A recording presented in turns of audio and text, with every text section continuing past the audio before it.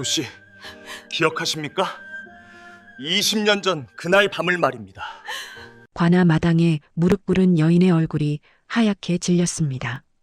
눈앞에 선 남자의 손에서 은빛 비녀가 섬뜩하게 빛나고 있었어요. 명? 네가 명이란 말이냐? 세푼 들고 쫓겨난 그 아이가 조선 최고의 거상이 되어 돌아왔습니다. 그의 손에 쥐어진 은비녀 속에는 20년간 숨겨진 무서운 비밀이 담겨 있었어요. 이 비녀 안에는 금괴지도가 아니라 당신의 죄를 증명하는 증거가 들어있지요. 비녀가 천천히 분해되기 시작했습니다. 그 안에서 나온 것은 탐욕스러운 계모가 평생 숨겨온 끔찍한 진실이었어요. 지금 영상을 보고 계신 여러분은 어느 지역에서 이야기를 듣고 계신가요? 댓글로 소중한 안부 한마디 남겨주시면 저에게 큰 힘이 됩니다. 그럼 지금부터 조선의 야담을 들려드리겠습니다. 명은 6살이었습니다. 아직 어린 나이였지만 집안의 공기가 달라진 것만큼은 느낄 수 있었죠. 어머니가 별채로 옮겨진 지 벌써 3개월째였습니다. 어머니, 어머니. 명은 오늘도 별채 문 앞에서 발을 동동 굴렀습니다. 하지만 문은 굳게 잠겨 있었고 안에서는 아무 대답도 들리지 않았어요. 그저 가끔씩 들려오는 기침 소리만이 어머니가 살아계시다는 유일한 증거였습니다. 도련님, 이리 오지 마세요. 막단이 명의 팔을 잡아 끌었습니다. 명보다 겨우 3살 많은 9살 계집아이였지만 그녀의 눈빛은 또래보다 훨씬 깊었어요. 왜요? 어머니는 왜 나를 안 만나주세요? 마님께서 몸이 편찮으시대요. 막단의 목소리가 떨렸습니다. 하지만 명은 그 떨림의 의미를 아직 알지 못했죠. 사실 별채에서는 끔찍한 일이 벌어지고 있었습니다. 조 씨가 약방 주인을 매수해 어머니의 약재를 바꿔치기 하고 있었던 거예요. 인삼 대신 독초 뿌리를, 황기 대신 쓴 약재를 섞어 넣었습니다. 어머니는 날마다 조금씩 말라갔습니다. 살이 빠지고 눈빛이 흐려지고 손끝이 차가워졌어요. 그녀는 알고 있었습니다. 자신이 독살당하고 있다는 것을요. 하지만 아무에게도 말할 수 없었습니다. 남편은 이미 조 씨의 감언이설에 넘어간 지 오래였고 집안 하인들은 모두 조 씨의 눈치를 보고 있었으니까요. 별채 안에서 어머니는 마지막 힘을 짜내어 문설주의 손톱으로 글자를 새기기 시작했습니다. 손톱이 부러지고 피가 흘렀지만 그녀는 멈추지 않았어요. 명아, 조 씨를 조심하거라. 약방 주인 김서방과 짜고 어미를 독살하고 있다. 은비녀 속에 증거를 숨겨두었으니 반드시 살아남아 진실을 밝혀다오. 그 무렵 안채에서는 명의 아버지가 고통에 신음하고 있었습니다. 심한 안질에 걸려 눈을 제대로 뜰 수조차 없었죠. 의원은 고개를 저으며 말했습니다. 이 병은 쉽게 낫지 않을 것이오. 특별한 보약이 필요하오. 그때 조 씨가 나섰습니다. 그녀는 눈물을 글썽이며 말했어요. 제가 나리를 위해 무엇이든 하겠나이다. 이틀 뒤 집안에 소문이 퍼졌습니다. 조 씨가 자신의 허벅지 살을 베어 탕을 끓여 나리께 드렸다는 거예요. 하인들은 수군거렸습니다. 새 마님께서 얼마나 지극정성이신지 아시오? 허벅지 살을 베다니 그런 효성이 어디 있겠소? 소문은 삽시간에 온 동네로 퍼져나갔습니다. 조 씨는 일부러 다리를 절뚝이며 걸었고 하인들에게 피 묻은 천 조각을 슬쩍 보여주기도 했죠. 물론 그것은 다른 짐승의 피였습니다. 명의 아버지는 감동했습니다. 눈물을 흘리며 조 씨의 손을 잡았어요. 당신이 아니었다면 나는 진작 눈이 멀었을 것이오. 이 은혜를 어찌 갚으리까? 은혜라뇨, 나리. 제 목숨이 나리의 것인데 이 정도야 당연하지 않겠나이까? 조 씨는 겸손한 척 고개를 숙였습니다.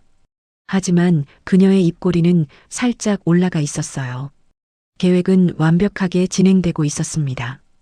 그날 밤 명의 아버지는 중요한 결정을 내렸습니다. 조 씨를 정실 부인으로 삼겠소.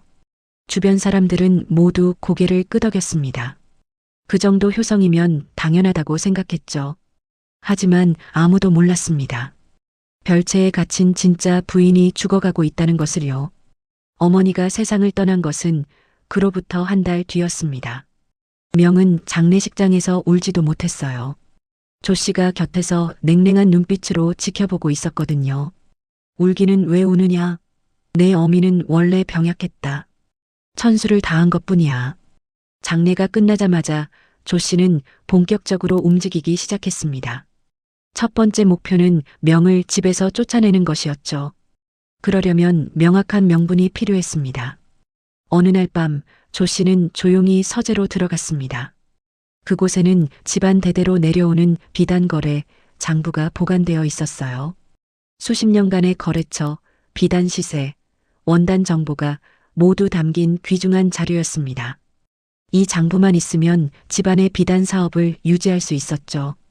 조 씨는 장부를 꺼내 뜰로 가져갔습니다. 그리고 불을 붙였어요. 장부는 순식간에 재로 변했습니다. 조 씨는 재가 된 장부 조각 몇 개를 조심스럽게 주워 담았습니다. 다음 날 새벽 조 씨는 비명을 질렀습니다. 큰일 났습니다. 장부가 사라졌어요. 집안이 발칵 뒤집혔습니다. 아버지는 창백한 얼굴로 서재를 뒤졌지만 장부는 어디에도 없었어요. 누가 감히 가문의 보물을 훔쳤단 말이냐? 조 씨가 조심스럽게 말했습니다. 나리, 혹시 도련님 방을 한번 살펴보시는 게 어떨까요? 어젯밤 도련님이 서재 근처를 어슬렁거리는 것을 보았나이다. 뭐라고? 명희가? 하인들이 명의 방을 수색했습니다. 그리고 이불 밑에서 불탄 장부 조각이 발견되었어요. 명은 어리둥절했습니다. 저는 모릅니다. 제가 한 게 아니에요. 하지만 아무도 6살 아이의 말을 믿지 않았습니다. 증거는 명백했으니까요. 아버지의 얼굴이 굳어졌습니다. 눈병이 채 낫지 않아 한쪽 눈을 천으로 가린 채였는데 남은 한쪽 눈에서 차갑고 무서운 빛이 흘러나왔어요. 명, 내가 정말 이런 짓을 했느냐? 아닙니다, 아버지. 저는 변명하지 마라. 아버지의 목소리가 온 집안을 울렸습니다. 명은 그 순간 깨달았어요. 아버지는 이미 자신을 믿지 않는다는 것을요. 이놈을 끌어내라. 하인들이 명을 마당으로 끌고 나왔습니다. 명은 발버둥 쳤지만 6살 아이의 힘으로는 어쩔 수 없었어요. 가문의 장부를 불태운 죄, 결코 용서할 수 없다. 멍석말이 50대를 때려라. 하인들이 멍석을 가져왔습니다. 명은 그 안에 말려 들어갔어요. 곧이어 몽둥이가 내려치기 시작했습니다. 으악! 첫 번째 타격에 명은 비명을 질렀습니다. 두 번째, 세 번째. 타격이 이어질수록 명의 의식이 흐려졌어요. 갈비뼈가 부러지는 소리가 들렸고 입에서 피가 흘러나왔습니다. 10, 20, 30. 하인이 숫자를 세었습니다. 명은 이제 비명조차 지르지 못했어요. 그저 멍석 안에서 작게 경련할 뿐이었습니다. 바로 그때였습니다. 그만하세요. 막단이 부엌에서 작두를 들고 뛰어나왔습니다. 9살 계집아이가 어른 키만 한 작두를 질질 끌면서 온 거예요. 그녀의 얼굴은 눈물범벅이었지만 눈빛만은 불꽃처럼 타올랐습니다. 이 아이를 죽이려거든 내 목부터 치세요. 막단은 작두를 땅에 내려놓고 자신의 목을 작두날 위에 올렸습니다. 집안 사람들이 모두 숨을 죽였어요. 아버지가 노했습니다. 계집종 주제에 감히 주인 앞에서 주인이라뇨? 6살 아이를 이렇게 때려 죽이는 것이 주인이 할 짓입니까? 막단의 목소리는 떨렸지만 한치도 물러서지 않았습니다. 그녀는 아버지를 똑바로 쳐다보며 말했어요. 나리, 정신 차리세요. 진짜 마님께서 돌아가신 지 겨우 한 달입니다. 도련님은 6살밖에 안 되었고요. 장부를 훔칠 이유도 불태울 이유도 없습니다. 누군가 도련님에게 누명을 씌운 게 틀림없어요. 막단의 말에 아버지의 손이 잠시 멈칫했습니다. 하지만 곧 조 씨가 끼어들었어요. 나리, 종년의 말에 혹하시면 안 됩니다. 증거가 분명한데 무슨 누명이겠나이까?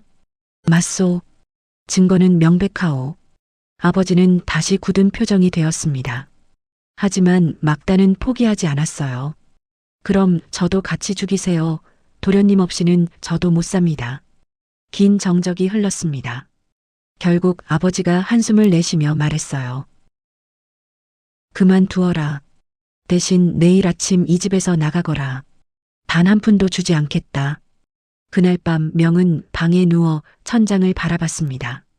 온몸이 쑤시고 아팠지만 육체적 고통보다 마음의 상처가 더 컸어요.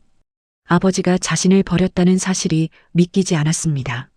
막단이 몰래 방에 들어왔습니다.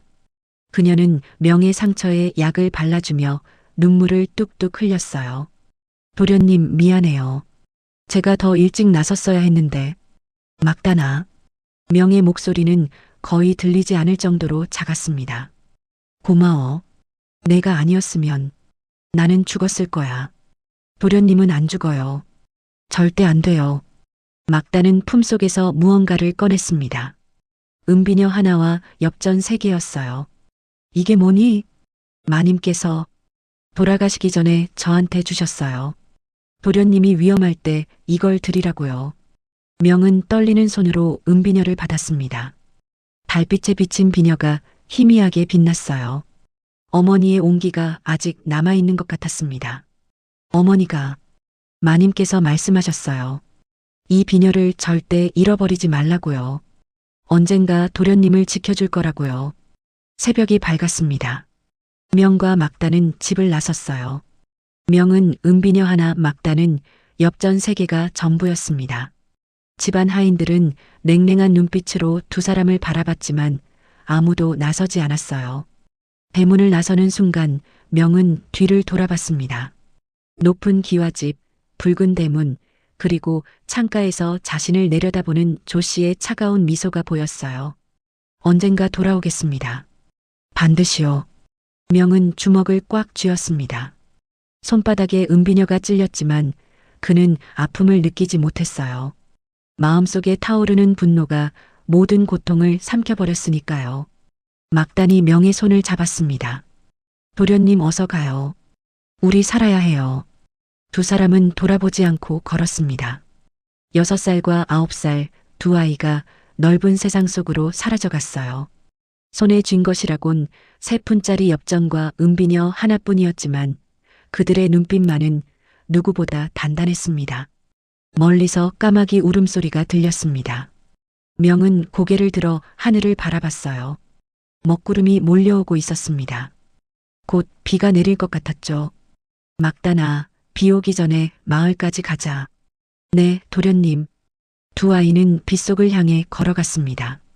그것이 20년에 걸친 긴 복수의 시작이었습니다. 비는 밤새 내렸습니다. 명과 막단은 마을 어귀 폐가에서 밤을 보냈어요.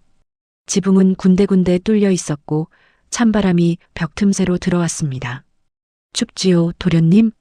막단이 자신의 옷을 벗어 명에게 덮어주었습니다. 명은 고개를 저었지만 몸은 이미 파들파들 떨고 있었어요. 멍석마리를 맞은 상처가 도저히 말을 듣지 않았습니다. 막단아, 너도 추울 텐데. 전 괜찮아요. 도련님이 아프면 안 돼요. 막단은 명을 꼭 껴안았습니다. 9살 계집아이의 작은 체온이 명에게 전해졌어요. 명은 그제야 울음이 터졌습니다. 어머니, 어머니, 울어요, 도련님. 실컷 우세요. 명은 막단의 품에서 한참을 울었습니다. 어머니를 잃은 슬픔, 아버지에게 버림받은 상처, 앞으로 어떻게 살아야 할지 모르는 두려움이 한꺼번에 쏟아져 나왔어요. 새벽녘 명은 문득 잠에서 깼습니다. 막단이 보이지 않았어요. 놀라서 밖을 내다보니 막단이 폐가 마당에서 무언가를 하고 있었습니다. 막단아, 뭐해? 아, 도련님. 깨셨어요? 막단의 손에는 풀이 가득 들려 있었습니다. 그녀는 밤새 마당의 풀을 뜯어 모은 거예요. 이게 뭐니? 쑥이에요. 어머니가. 아니, 마님께서 가르쳐 주셨어요. 쑥을 삶아서 물을 내면 상처에 좋다고요. 막단은 폐가 부엌에 남아있던 깨진 항아리에 물을 받아 쑥을 넣었습니다. 불을 피우기 위해 마른 나뭇가지를 주워왔고 부싯돌을 수없이 쳐서 겨우 불을 붙였어요. 손가락이 까지고 물집이 잡혔지만 막단은 멈추지 않았습니다. 자, 도련님. 이걸로 상처를 씻으세요. 따뜻한 쑥물이 상처에 닿자 명은 찡그렸습니다. 아팠지만 이상하게 마음은 따뜻해졌어요. 고마워, 막단아. 고맙긴요. 우린 이제 가족이에요, 도련님. 일주일이 지났습니다. 세푸는 이미 바닥났고 두 아이는 하루 종일 굶은 날도 있었어요. 명은 결심했습니다. 막단아, 난니를 찾아야겠어. 도련님이요? 하지만 아직 상처도 안 나았는데. 괜찮아. 이대로는 굶어 죽어. 명은 저작거리로 향했습니다. 하지만 6살 아이를 쓸 곳은 없었어요. 대장간에 갔지만 쫓겨났고 주막에 갔지만 문전박대당했습니다. 애송이는 썩 물러가거라. 해가 저물 무렵 명은 한 노인을 만났습니다. 똥장군을 끌고 가는 노인이었어요. 고약한 냄새가 코를 찔렀지만 명은 다가갔습니다. 할아버지, 저도 일 좀 시켜주세요. 노인이 명을 위아래로 훑어봤습니다. 이거 도련님 나리 행색인데 똥장군이나 끌 수 있겠나? 할 수 있습니다. 제발 부탁드립니다. 노인은 한참을 망설이다 고개를 끄덕였어요. 좋아. 하루에 답은 주지. 대신 단단히 각오해라. 다음 날부터 명은 똥장군을 끌기 시작했습니다. 무거운 수레가 아이의 어깨를 짓눌렀어요. 냄새는 정말 지독했습니다. 처음 며칠은 하루 종일 구역질이 났죠. 하지만 명은 참았습니다. 이를 악물고 똥장군을 끌었어요. 손바닥에 물집이 잡히고 터졌지만 멈추지 않았습니다. 저건 양반집 도련님 아니냐? 쯧쯧, 똥장군이나 끄는 꼴 좀 봐라. 지나가는 사람들이 수군거렸습니다. 명은 얼굴을 들 수 없었어요. 하지만 막단을 생각하면 견딜 수 있었습니다. 한 달이 지나자 명은 저작거리의 모든 골목을 외웠습니다. 어느 집이 언제 똥을 버리는지, 어느 시간대가 가장 바쁜지 모두 알게 됐어요. 그리고 중요한 것을 하나 깨달았습니다.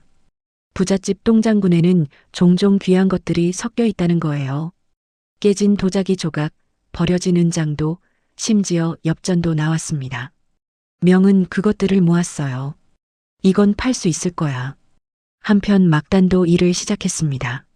마을 빨래터에서 부잣집 옷을 빠는 일이었어요. 막단의 손은 금세 거칠어졌습니다. 찬물에 손이 튼 채로 빨래를 했으니까요. 하지만 막단은 다른 것에 집중했습니다. 바로 빨래터에 모이는 아낙네들의 대화였어요. 요즘 비단값이 또 올랐다던데? 그러게 말이야. 송대감네가 비단을 독점한다더라. 궁중에서 쓸 비단을 구하기 힘들다는구먼. 막단은 모든 이야기를 귀담아 들었습니다. 어느 집에서 잔치를 여는지, 누가 어떤 물건을 사고 파는지, 시세가 어떻게 움직이는지를 파악했어요. 저녁이면 막단은 명에게 그날 들은 이야기를 전부 전해줬습니다. 도련님, 오늘 이런 이야기를 들었어요. 비단값이 올라서 장사치들이 난리래요. 명은 막단의 말을 듣고 생각에 잠겼습니다. 어머니가 돌아가시기 전 아버지가 비단 장사로 집안을 일으켰다는 이야기를 들은 적이 있었어요. 비단. 우리 집이 하던 일이지. 그래서 제가 더 자세히 들어봤어요. 요즘은 색깔 있는 비단이 귀하대요.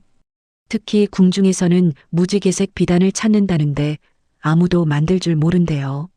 명의 눈이 반짝였습니다. 뭔가 기회가 있을 것 같았어요. 그해 겨울은 유난히 추웠습니다. 명과 막단이 머무는 패가는 눈이 쌓일 때마다 더 무너져 내렸어요.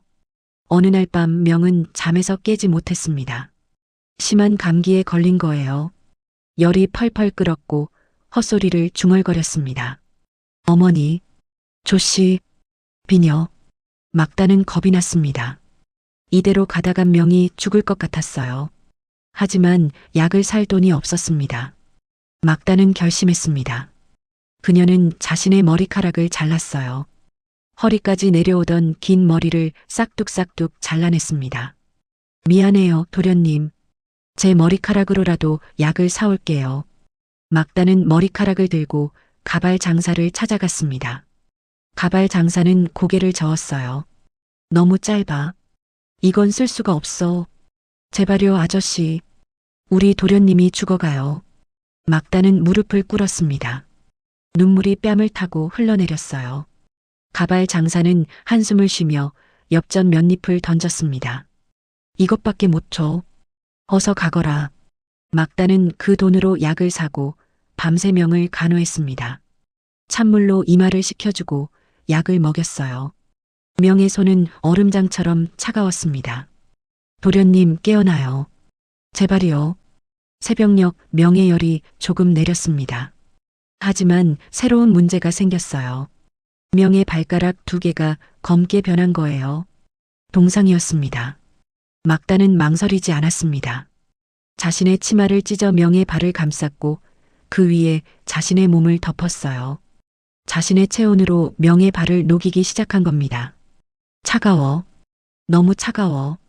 참아요, 도련님. 곧 따뜻해질 거예요. 막다는 밤새 명의 발을 안고 있었습니다. 자신의 몸도 떨렸지만 명을 놓지 않았어요. 그렇게 1시간, 2시간, 3시간이 흘렀습니다. 동이 트자 명의 발가락 색이 조금 돌아왔습니다. 막다는 그제야 안도의 한숨을 쉬었어요. 봄이 왔습니다. 명은 11살이 되었고 막다는 14살이 됐어요. 5년이라는 시간이 흐른 거예요. 명은 이제 똥장군을 끄는 것만으로는 만족하지 않았습니다. 저작거리에서 주운 도자기를 닦아 팔고 버려진 쇠붙이를 모아 대장간에 넘겼어요. 그렇게 모은 돈으로 작은 행랑채 하나를 얻었습니다. 그리고 명은 본격적으로 공부를 시작했습니다. 막단이 또다시 머리카락을 잘라 붓과 종이를 사다 줬어요. 막단아, 이러지 마. 내 머리카락은 소중해. 도련님의 공부가 더 소중해요. 도련님은 글을 배워야 해요. 명은 낮에는 일하고 밤에는 공부했습니다. 서당 밖에서 훔쳐듣기도 하고 헌책을 주워 읽기도 했어요. 특히 장부 보는 법을 집중적으로 익혔습니다. 어느 날 명은 저작거리 비단 가게 앞을 지나다 멈춰 섰습니다. 가게 주인이 장부를 보며 골머리를 앓고 있었거든요. 이상하네. 분명 비단 10피를 팔았는데 돈이 맞지 않아. 명은 슬쩍 장부를 들여다봤습니다. 그리고 단번에 문제를 찾아냈어요. 저기요, 아저씨. 여기 계산이 잘못됐어요. 뭐? 명은 장부를 가리키며 설명했습니다.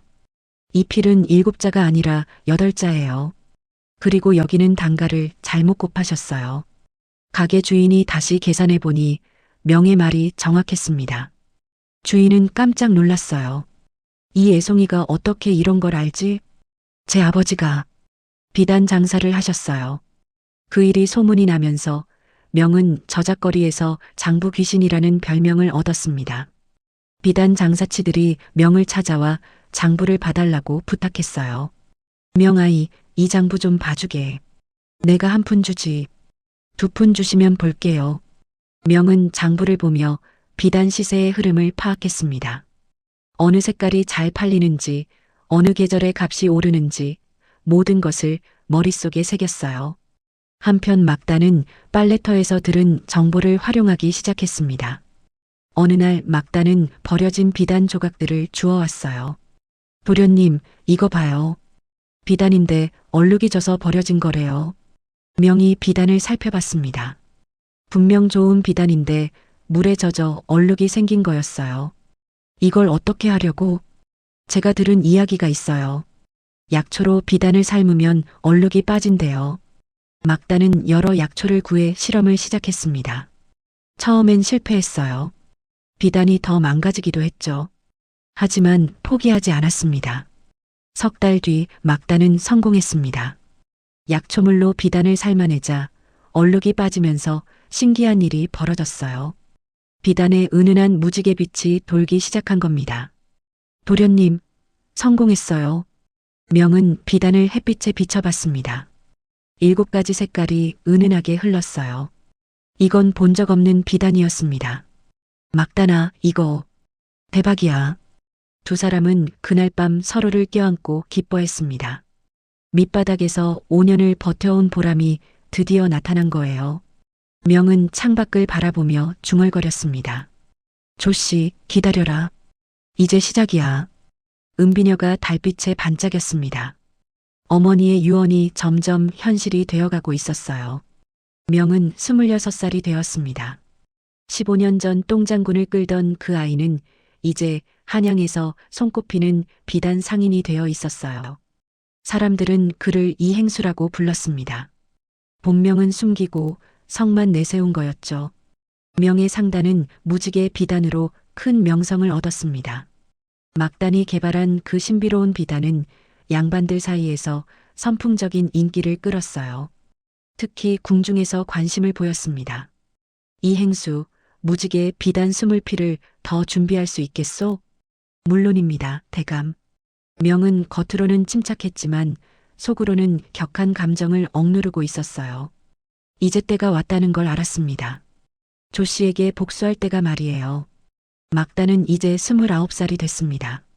그녀는 명의 오른팔이자 비단 제작의 핵심이었어요. 하지만 여전히 자신을 명예종으로 여겼습니다.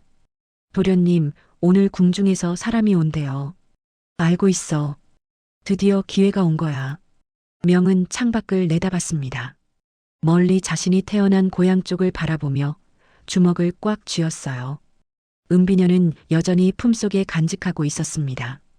그날 오후 궁중 관리가 명의 상단을 찾아왔습니다. 하지만 그 뒤를 따라온 사람을 보고 명은 순간 숨이 멎는 듯 했어요. 조 씨의 친정 조카 조서방이었습니다. 그는 지금 한양에서 큰 비단 상단을 운영하고 있었죠. 명의 아버지 재산을 모두 빼앗아 키운 상단이었습니다. 궁중에서 필요한 비단은 우리 상단에서 대야 합니다. 조서방은 오만한 표정으로 말했어요. 하지만 명을 보자 미간을 찌푸렸습니다. 당신은 누구요? 처음 보는 얼굴인데. 저는 이행수라고 합니다. 명은 최대한 침착하게 대답했습니다. 목소리를 낮추고 자세를 구부려 조서방이 자신을 알아보지 못하게 했어요. 다행히 15년이라는 세월은 6살 아이의 얼굴을 완전히 바꿔놓았습니다. 이행수? 들어본 적 없는 이름이군. 최근에 한양으로 온 상인입니다. 궁중 관리가 끼어들었습니다. 두 분 조용히 하시오. 궁중에서는 최고의 비단을 원하오. 그러니 두 상단이 각자 최고의 비단을 가져오시오. 열흘 뒤 궁중에서 품평회를 열겠소. 명과 조서방의 눈이 마주쳤습니다. 조서방의 눈빛에는 경멸이 담겨 있었고 명의 눈빛에는 차가운 결의가 서려 있었어요. 좋습니다. 열흘 뒤에 뵙겠습니다. 관리가 떠나자 조서방이 비웃었습니다. 이봐요, 이행수. 궁중 진상권이 뭔지나 알고 덤비는 거요?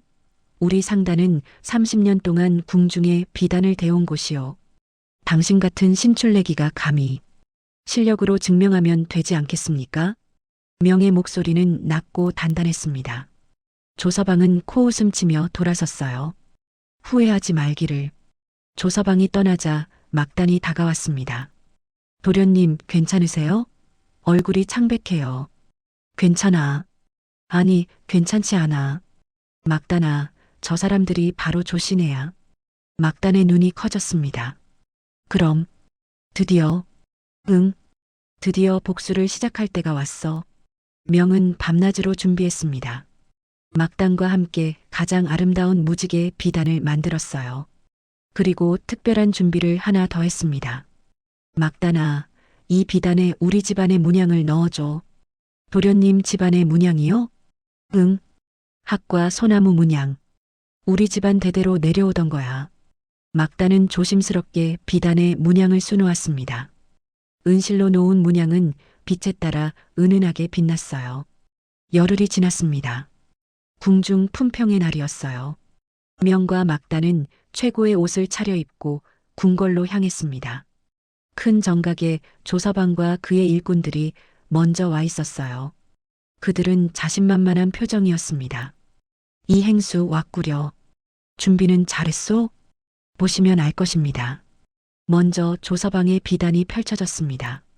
붉은색 비단에 금실로 용문양을 수놓은 화려한 작품이었어요. 관리들이 감탄했습니다. 오, 훌륭하오. 역시 조서방의 솜씨로군. 조서방은 득이만면했습니다. 하지만 명의 차례가 되자 정각 안이 조용해졌어요. 명이 펼친 비단은 처음엔 평범한 흰색으로 보였습니다. 하지만 햇빛이 닿자 마법 같은 일이 벌어졌어요. 비단에서 7가지 색깔의 빛이 퍼져나갔습니다. 그리고 은실로 수놓인 학과 소나무 문양이 살아 움직이는 것처럼 보였죠. 이게 대체 저는 한 번도 본 적 없는 비단이요. 관리들은 입을 다물지 못했습니다. 조서방의 얼굴이 창백해졌어요. 궁중 대신이 결정을 내렸습니다. 이 행수의 비단이 더 뛰어나오. 앞으로 궁중 진상권은 이 행수에게 주겠소. 명은 고개를 숙여 절했습니다. 하지만 그의 입꼬리가 살짝 올라가 있었어요. 조서방이 다가와 쏘아붙였습니다. 당신 대체 정체가 뭐요? 어디서 이런 기술을 배웠소? 명은 조서방을 똑바로 바라봤습니다. 제 스승은 삶이었습니다. 그리고 복수심이었죠. 뭐라고? 하지만 명은 더 이상 대꾸하지 않고 돌아섰습니다. 첫 번째 경고는 충분했어요. 그날 밤 명은 다음 계획을 짰습니다. 막다나, 이제 본격적으로 시작할 거야. 조 씨를 무너뜨릴 거야. 어떻게 해요, 도련님? 조 씨의 가장 큰 약점은 탐욕이야. 그 탐욕을 이용할 거야. 명은 은비녀를 꺼냈습니다. 15년 동안 품속에 간직해온 어머니의 유품이었어요. 이 비녀를 미끼로 쓸 거야. 하지만 도련님, 그건 마님의 어머니도 원하실 거야. 이게 조 씨를 무너뜨리는 데 쓰인다면 말이야. 다음 날부터 묘한 소문이 한양에 퍼지기 시작했습니다. 막단이 주막과 시장을 돌아다니며 흘린 소문이었어요. 들었어? 옛날에 큰 부잣집 도련님이 쫓겨났는데 은비녀를 가지고 나갔다잖아. 그게 왜? 그 비녀 속에 보물지도가 숨겨져 있대. 수만 양 가치의 금괴가 묻혀 있는 곳을 가리킨대. 정말? 그래서 그 집세 주인이 지금도 그 비녀를 찾고 있다는 소문이야. 소문은 빠르게 퍼졌습니다. 그리고 결국 조 씨의 귀에까지 들어갔어요. 조 씨는 이제 50살이 넘은 나이였습니다. 하지만 탐욕은 조금도 줄어들지 않았어요. 오히려 나이가 들수록 더 심해졌죠. 은비녀, 그 계집애가 가져간 비녀 말이냐? 그렇습니다, 마님. 수만 양어치 금괴라고 합니다. 조 씨의 눈이 번뜩였습니다. 그 비녀를 찾아야 해. 무슨 수를 써서라도. 하지만 문제가 있었습니다. 조 씨네 집안 형편이 예전 같지 않았던 거예요. 명의 아버지는 10년 전 세상을 떠났고 조 씨는 재산을 탕진하고 있었습니다. 마님, 궁중 진상권도 빼앗겼습니다. 이러다간 닥쳐. 내가 알아서 할 테니까. 조 씨는 다급해졌습니다. 돈이 필요했어요. 그리고 그 보물을 찾아야 했습니다. 한 달 뒤 조 씨는 한양에서 가장 큰 대금업자를 찾아갔습니다. 그곳이 바로 명의 또 다른 사업장이었지만 조 씨는 몰랐어요. 돈을 빌려주시오. 담보는 확실히 하겠소. 명은 갓을 깊게 눌러쓰고 조 씨를 맞았습니다. 15년 만에 보는 계모였어요. 조 씨는 많이 늙어 있었습니다. 얼굴에 주름이 가득했고 눈빛은 탁했죠. 하지만 그 탐욕스러운 눈빛만은 그대로였습니다. 얼마나 필요하시오? 1000냥이요. 곧 큰 돈이 들어올 것이니 걱정 말고 빌려주시오. 담보가 무엇이오? 조 씨는 가방에서 문서를 꺼냈습니다. 집안의 토지 문서와 상단 인감이었어요. 명의 손이 미세하게 떨렸습니다. 저것은 원래 자신의 것이었어요. 아버지가, 조부가, 증조부가 일구어온 가문의 재산이었습니다. 줬소. 하지만 한 가지 조건이 있소. 조건? 만약 은으로 된 비녀를 구하신다면 그것도 담보로 주시오. 은비녀를 좋아하는 사람이 있어서 말이오. 조 씨의 눈이 잠깐 흔들렸습니다. 하지만 곧 고개를 끄덕였어요. 줬소. 어차피 비녀 따위는 관심 없소. 그 안에 지도만 있으면 되니까. 명은 웃음을 참았습니다. 조 씨는 끝까지 어리석었어요. 그럼 계약서를 쓰시오. 3달 안에 갚지 못하면 모든 담보는 제 것이 되오. 3달이면 충분하오. 조 씨는 서둘러 계약서에 도장을 찍었습니다. 천냥을 받아들고 나가는 그녀의 뒷모습을 보며 명은 조용히 중얼거렸어요. 어머니, 조금만 기다리세요. 곧 모든 것을 되찾겠습니다. 막단이 옆에서 명의 손을 꽉 잡았습니다. 도련님, 이제 정말 끝이 보여요. 응, 이제 마지막 단계만 남았어. 밤하늘에 별이 총총했습니다. 명은 은비녀를 꺼내 달빛에 비춰봤어요. 비녀가 차갑게 빛났습니다. 20년 전 세푼을 들고 쫓겨났던 그 아이는 이제 조선 최고의 거상이 되어 있었습니다. 그리고 복수의 칼날은 조 씨의 목을 향해 천천히 다가가고 있었어요. 석 달이 흘렀습니다. 조 씨는 빌린 돈을 모두 써버렸어요. 은비녀를 찾는데 혈안이 되어 있었죠. 명은 조용히 조 씨의 행적을 지켜봤습니다. 막단이 매일같이 정보를 가져왔어요. 도련님, 조 씨가 또 사람을 풀어 은비녀를 찾고 있대요. 어디를 뒤지고 있어? 옛날 저작거리, 폐가, 심지어 무덤까지 파헤친대요. 명은 차갑게 웃었습니다. 이제 마지막 미끼를 던질 때야. 명은 거짓 지도를 하나 만들었습니다. 황무지 어딘가를 가리키는 엉터리 지도였어요. 그리고 주막 주인에게 돈을 주고 부탁했습니다. 이 지도를 조신의 하인이 발견하도록 해주시오. 마치 우연히 떨어뜨린 것처럼 말이요. 알겠습니다, 나리. 이틀 뒤 조 씨의 하인이 주막 구석에서 낡은 지도를 발견했습니다. 지도에는 은비녀 그림과 함께 붉은 점이 찍혀 있었어요. 마님, 지도를 찾았습니다. 조 씨는 지도를 낚아챘습니다. 손이 떨렸어요. 드디어 찾았다는 생각에 가슴이 뛰었죠. 여기로 가면 금괴가 있다는 거지? 그런 것 같습니다, 마님.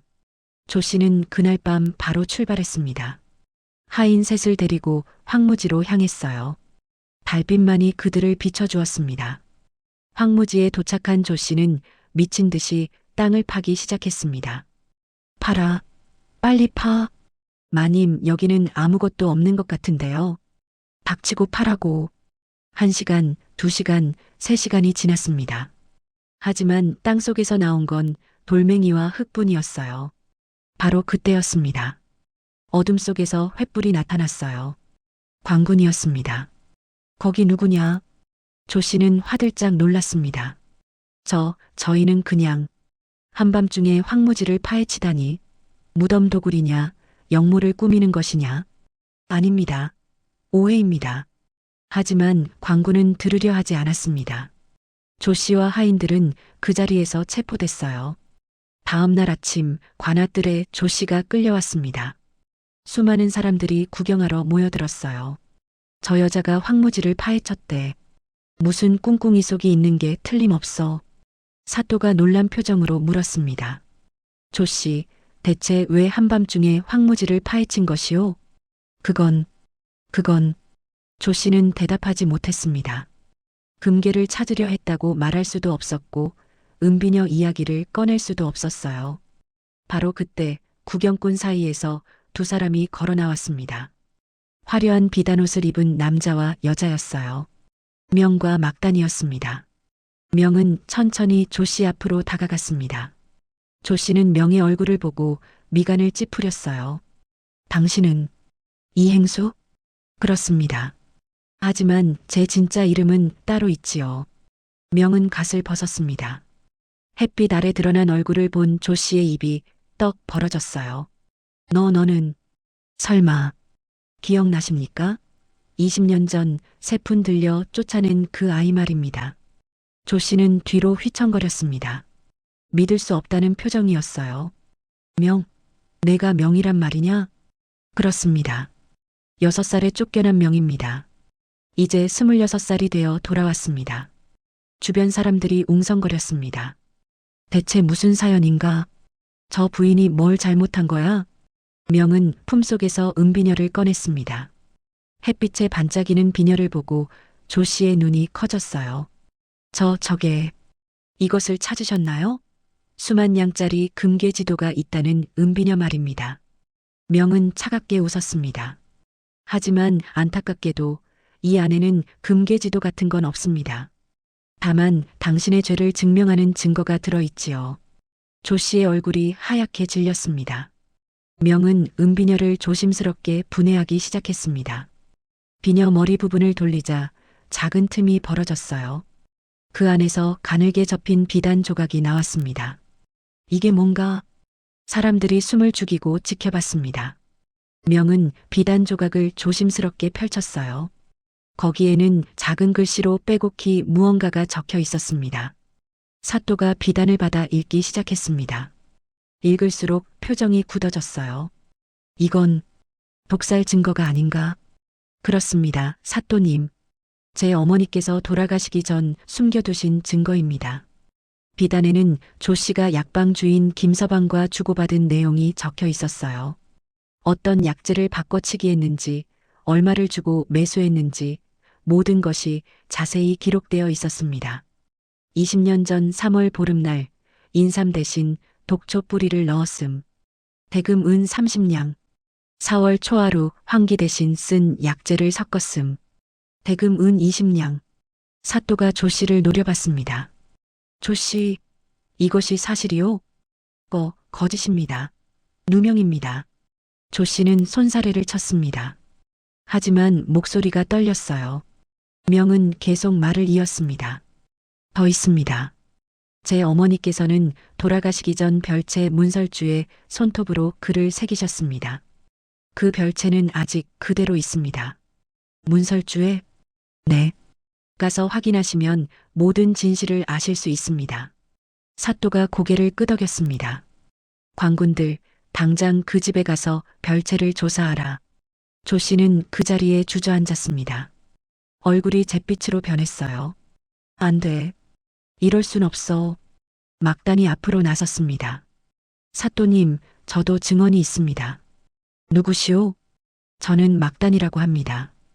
20년 전 그 집의 종이었습니다. 막단은 또렷한 목소리로 증언했어요. 저는 마님께서 독살당하는 것을 직접 봤습니다. 조 씨가 약방에서 가져온 약을 몰래 바꿔치기 하는 것도 봤습니다. 하지만 어린 나이라 아무도 제 말을 믿어주지 않았습니다. 사람들이 웅성거렸습니다. 끔찍한 일이군. 저런 악독한 여자가 다 있나? 사흘 뒤 광군이 돌아왔습니다. 별채 문설주를 떼어온 거예요. 문설주에는 손톱으로 새긴 글자들이 선명했습니다. 명아, 조 씨를 조심하거라. 약방 주인 김서방과 짜고 어미를 독살하고 있다. 사또의 얼굴이 굳어졌습니다. 조 씨, 이것도 거짓이라 할 수 있겠소? 조 씨는 아무 말도 하지 못했습니다. 입술만 파르르 떨렸어요. 김서방을 잡아오라. 광군이 약방으로 달려갔습니다. 하지만 김서방은 이미 도망친 뒤였어요. 다만 약방에서 오래된 장부 하나가 발견됐습니다. 장부에는 조 씨에게 받은 돈의 기록이 빼곡했습니다. 날짜와 금액, 그리고 어떤 약재를 바꿨는지까지 상세히 적혀 있었어요. 이것으로 충분하오. 조 씨, 당신은 남편의 전처를 독살한 죄로 사형에 처하겠소. 사형이라니. 안 됩니다. 조 씨가 비명을 질렀습니다. 하지만 사또의 결정은 확고했어요. 바로 그때 명이 조용히 말했습니다. 사또님, 한 가지만 더 보여드리고 싶은 것이 있습니다.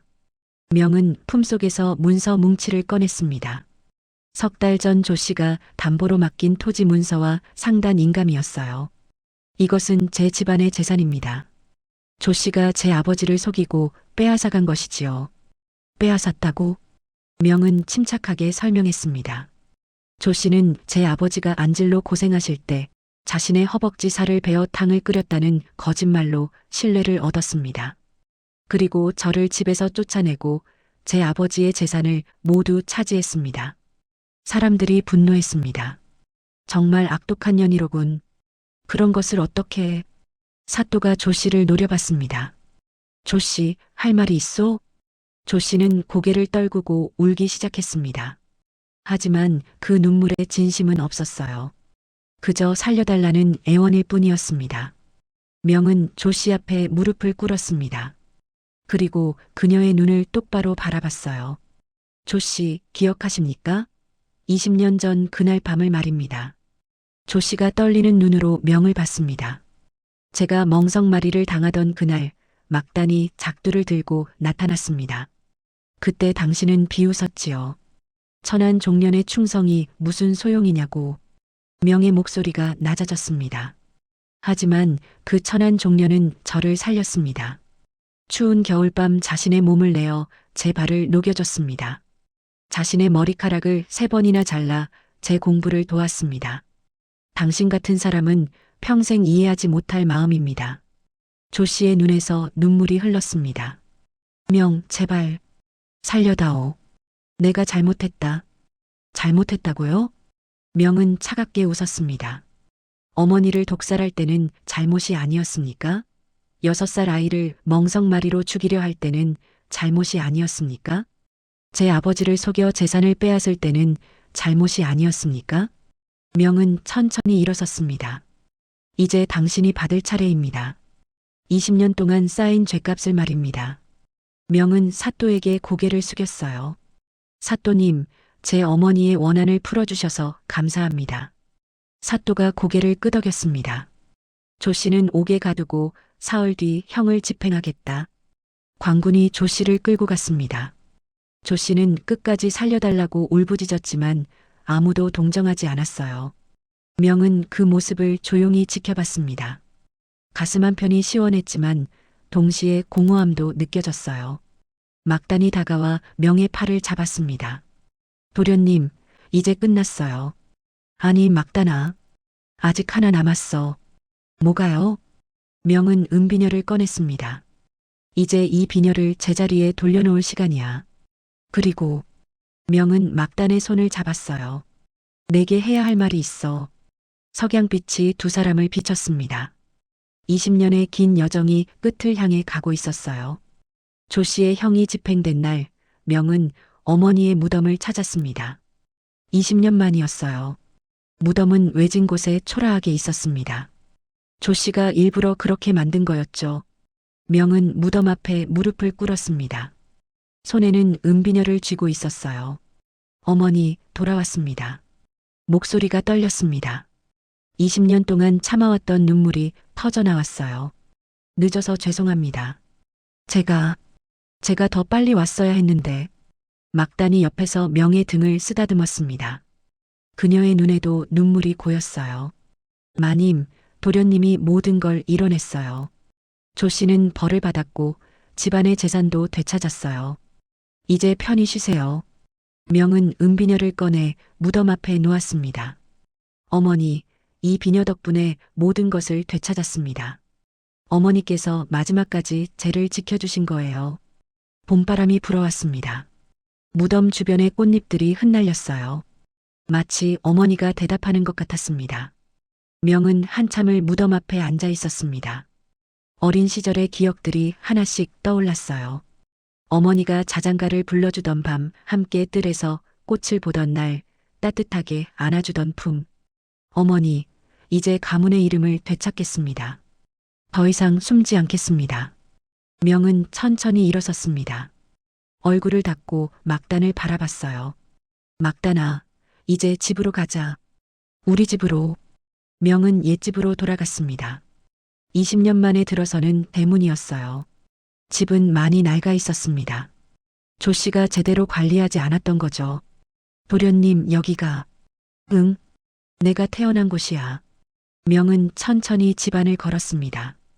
어머니가 거닐던 뜰, 아버지가 책을 읽던 사랑채, 그리고 별채? 명은 별채 문을 열었습니다. 오랫동안 닫혀 있었던 문은 삐걱거리며 열렸어요. 안에는 먼지가 가득했습니다. 벽의 문설주에는 여전히 어머니가 손톱으로 새긴 글씨가 남아 있었어요. 명은 그 글씨를 쓰다듬었습니다. 어머니, 막단이 옆으로 다가왔습니다. 도련님, 이곳을 다시 아름답게 만들어요. 마님께서 좋아하시던 모습으로요. 그래, 그렇게 하자. 명은 집을 완전히 새롭게 꾸몄습니다. 낡은 기와를 갈고 벽을 다시 칠했어요. 뜰에는 어머니가 좋아하던 꽃들을 심었습니다. 국화, 매화, 목련. 한 달이 지나자 집은 완전히 달라졌습니다. 마치 20년 전으로 돌아간 것 같았어요.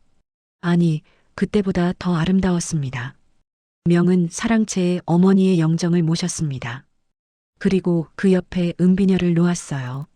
어머니, 이제 편히 계세요. 제가 이 집을 지키겠습니다. 집이 완성된 날 저녁, 명은 막단을 뜰로 불렀습니다. 석양빛이 두 사람을 비췄어요. 막단아, 앉아. 네, 도련님. 명은 품속에서 낡은 종이 한 장을 꺼냈습니다. 막단의 노비 문서였어요.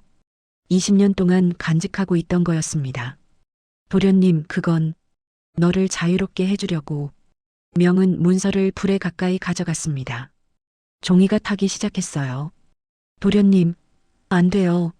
막단이 명의 손을 잡았습니다. 눈에서 눈물이 흘렀어요. 왜요? 왜 그러시는 거예요? 막단아, 너는 한 번도 내 종이었던 적이 없어. 명은 막단의 손을 꽉 잡았습니다. 너는 내 목숨을 살린 사람이야. 추운 겨울밤 내 발을 녹여준 사람이고 머리카락을 잘라 내 공부를 도운 사람이야. 너는 내 은인이고 내 가족이야. 도련님, 아니, 이제 그렇게 부르지 마. 나는 명이야. 그냥 명. 명은 노비 문서가 완전히 타서 제가 되는 것을 지켜봤습니다. 쟤는 바람에 날려 흩어졌어요. 이제 너는 자유야, 막단아. 어디든 갈 수 있어. 막단은 고개를 저었습니다. 전 안 가요. 전 도련님, 아니, 명과 함께 있을 거예요. 제가 원해서요. 명은 막단을 꼭 안았습니다. 두 사람은 한참 동안 말없이 서 있었어요. 며칠 뒤 명은 막단에게 말했습니다. 막단아, 내가 할 말이 있어. 무슨 말이요? 나와 혼인해 주겠니? 막단은 깜짝 놀랐습니다. 얼굴이 빨개졌어요. 도련님, 그게 무슨... 진심이야. 나는 내가 좋아. 아니, 사랑해. 명의 목소리는 떨렸지만 눈빛은 진지했어요. 너 없이는 20년을 버틸 수 없었어. 너는 내게 가장 소중한 사람이야. 막단은 눈물을 흘렸습니다. 하지만 저는 천한 종이었어요. 도련님은 양반집 도련님이고요. 그런 건 중요하지 않아. 나는 내가 필요해. 평생 함께하고 싶어. 명은 품속에서 은비녀를 꺼냈습니다. 이 비녀를 내게 주고 싶어. 어머니께서도 원하실 거야. 막단은 한참 동안 말이 없었습니다. 그러다가 조용히 고개를 끄덕였어요. 네, 좋아요. 함께 할게요. 명은 막단을 다시 한번 꼭 안았습니다. 두 사람의 그림자가 석양에 길게 늘어졌어요. 혼례식은 특별한 곳에서 열렸습니다. 관아 마당이었어요. 명이 일부러 선택한 장소였습니다. 왜 하필 관아에서 혼례를 올리시려는 거요? 사또가 물었습니다. 이곳에서 어머니의 원한이 풀렸습니다. 그리고 이곳에서 제 인생이 새로 시작됐습니다. 의미 있는 곳이지요. 사또는 고개를 끄덕이며 혼례를 허락했습니다. 혼례식 날 많은 사람들이 모였어요. 명의 상단 사람들, 저작거리 상인들, 그리고 명이 도왔던 가난한 사람들까지. 명은 화려한 혼례복을 입고 있었습니다. 하지만 더 빛나는 건 막단이었어요. 그녀는 무지개빛 비단으로 만든 치마 저고리를 입고 있었습니다. 자신이 개발한 그 비단으로 만든 옷이었죠. 신부가 들어옵니다. 막단이 천천히 걸어왔습니다. 그녀의 머리에는 아무것도 없었어요. 명은 막단 앞으로 다가가 무릎을 꿇었습니다. 그리고 은비녀를 꺼냈어요. 막단, 이 비녀는 우리 가문의 보물이야. 하지만 이제 내 것이야.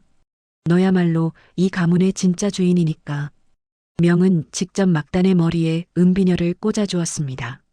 비녀가 햇빛에 반짝였어요. 사람들이 박수를 쳤습니다. 어떤 이는 눈물을 흘렸고 어떤 이는 환호했어요. 너는 한 번도 내 종이었던 적이 없어. 너는 내 목숨이고 내 가문의 주인이야. 명의 목소리가 관아 마당에 울려 퍼졌습니다. 막단은 눈물을 닦으며 웃었습니다. 명, 고마워요. 제 평생 당신과 함께 할게요. 두 사람은 서로를 꼭 안았습니다. 주변 사람들의 박수 소리가 더욱 커졌어요. 혼례가 끝나고 명과 막단은 집으로 돌아왔습니다. 해가 저물고 있었어요. 두 사람은 뜰에 앉아 하늘을 바라봤습니다. 별들이 하나씩 떠오르고 있었죠. 명, 이제 뭘 할 거예요? 가문을 다시 일으켜야지. 정직하게, 올바르게. 명은 막단의 손을 잡았습니다. 그리고 사람들을 도울 거야. 나처럼 억울하게 쫓겨난 사람들, 막단아, 너처럼 종살이하는 사람들을 도울 거야. 좋은 생각이에요. 막단은 고개를 명의 어깨에 기댔습니다. 우리 아이가 생기면 그 아이한테 이 이야기를 해줄 거예요. 할머니가 어떻게 아빠를 지켜줬는지, 아빠가 어떻게 복수를 이뤘는지. 그래, 그렇게 하자. 명은 하늘을 올려다봤습니다. 유난히 밝은 별 하나가 보였어요. 어머니 같았습니다. 어머니, 보고 계시죠? 저 이제 행복합니다. 막단이와 함께 새로운 삶을 시작합니다. 바람이 불어왔습니다. 뜰의 꽃들이 흔들렸어요. 은은한 꽃향기가 두 사람을 감쌌습니다. 막단의 머리에 꽂힌 은비녀가 달빛에 반짝였습니다. 20년 동안 복수의 증거였던 비녀는 이제 사랑의 증표가 되었어요. 막단아, 사랑해. 저도 사랑해요. 두 사람은 서로를 바라보며 미소 지었습니다. 20년의 긴 여정이 끝났고 새로운 시작이 펼쳐지고 있었어요. 저작거리에서는 사람들이 여전히 명의 이야기를 하고 있었습니다. 들었나? 이 행수가 옛날에 똥장군 끌던 아이였대. 정말 그런 사람이 조선 최고의 거상이 됐다고? 그것뿐이겠나? 자기를 배신한 계모에게 복수까지 했다잖아. 대단한 사람이로군. 하지만 명은 더 이상 그런 소문에 신경 쓰지 않았습니다. 그에게 중요한 건 오직 하나였어요. 막단과 함께하는 지금, 이 순간이었습니다. 달이 떠올랐습니다. 환한 보름달이었어요. 명과 막단은 달빛 아래에서 서로의 손을 꼭 잡고 있었습니다. 세푼을 들고 쫓겨났던 그 아이는 이제 모든 것을 가진 사람이 되어 있었습니다. 재산도 명예도 그리고 가장 소중한 사랑도. 은비녀에 맺혔던 피의 유언은 이루어졌습니다. 조 씨는 벌을 받았고 가문은 되찾았고 사랑은 결실을 맺었어요. 이제 명과 막단의 새로운 이야기가 시작되려 하고 있었습니다. 은비녀가 지켜본 20년의 복수극은 끝났지만 두 사람의 인생은 이제부터가 진짜 시작이었으니까요. 오늘 이야기가 고단한 하루에 작은 위로가 되었기를 바랍니다. 늘 건강하시고 댁내에 평안만 가득하십시오.